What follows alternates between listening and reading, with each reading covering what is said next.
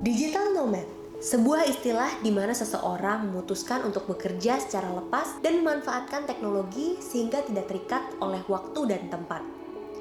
Seorang digital nomad dapat bekerja kapanpun tanpa perlu pusing memikirkan bangun pagi dan bekerja sampai malam dimanapun. Contohnya, coffee shop, rumah, villa, bahkan mungkin di pantai. Yang mereka butuhkan hanyalah internet, gadget, dan skill berbisnis.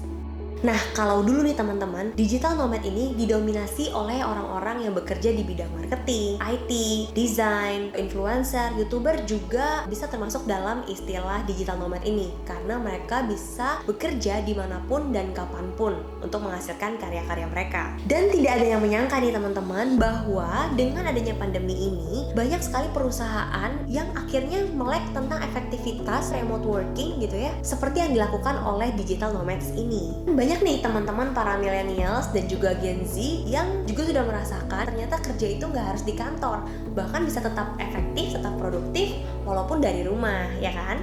Eits, tapi bentar dulu guys, segala sesuatu pasti ada plus minusnya ya. Fleksibilitas kerja ini bisa berdampak negatif buat pekerjaan kita juga. Saking fleksibelnya jam kerja, kalau misalnya di rumah bisa berujung pada kemalasan, atau bahkan saking kita nggak bisa berhentinya bekerja, kita capek, kita berada di titik jenuh yang akhirnya juga kita malas untuk bekerja. Jadi kita harus menentukan work-life balance kita untuk kita bisa tahu kapan kita harus kerja dan kapan kita harus berhenti bekerja. Nah, jadi hari ini aku akan share tips-tips sedikit gitu ya, bagaimana sih cara bekerja dari para digital nomads ini yang bisa kita tiru di era remote working, sehingga walaupun fleksibel, kita bisa tetap optimal. So, let's check this out.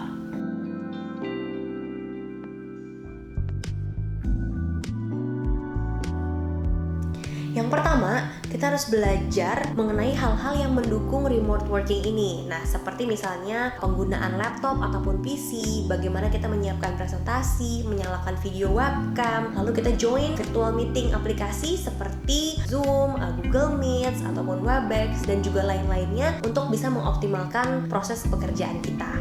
Yang kedua, tentukan tempat khusus untuk bekerja. Walaupun kita bekerja secara fleksibel, tapi kita harus menyisihkan satu tempat untuk kita bekerja dengan tenang tanpa ada gangguan dari luar. Salah satu tips yang ngebantu adalah jangan lupa untuk tutup pintu di mana kita bekerja supaya nggak ada distraction gitu guys. Yang ketiga, tentukan jadwal setiap harinya. Buat teman-teman, ayo kita set dan atur waktu kita. Misalnya, kita mau mulai bekerja jam 8 pagi. So, kita bangun mulai dari jam 7 pagi, bisa sambil makan dulu, ngopi dulu, ngeteh dulu, jangan lupa mandi juga. Nah, sampai finally kita siap untuk mulai bekerja. Jadi teman-teman, kita bisa tetap taking care of yourself. Walaupun kerja di rumah, kita tetap gak males untuk mandi ataupun melakukan aktivitas-aktivitas di pagi hari yang lainnya.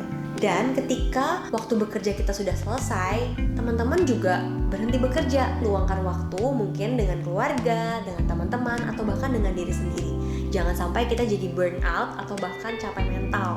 Yang keempat, teman-teman jangan lupa untuk set batas dengan teman ataupun keluarga. Karena teman-teman juga bekerja di rumah, jadi mungkin dianggapnya teman-teman sedang libur. Tapi kan sebenarnya kita lagi remote working. Coba jelaskan ke keluarga teman-teman kalau kalian belum bisa bantu nih pekerjaan rumah ataupun misalnya mengurus anak karena teman-teman lagi ada phone call mungkin sama bos, sama atasan, ataupun juga ada virtual meeting sama klien. Pasti aku yakin keluarga juga akan mengerti bahwa ini adalah jam kantor.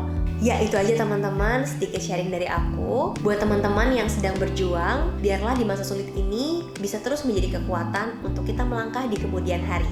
So, stay happy, keep healthy, dan tetap produktif. Bye-bye!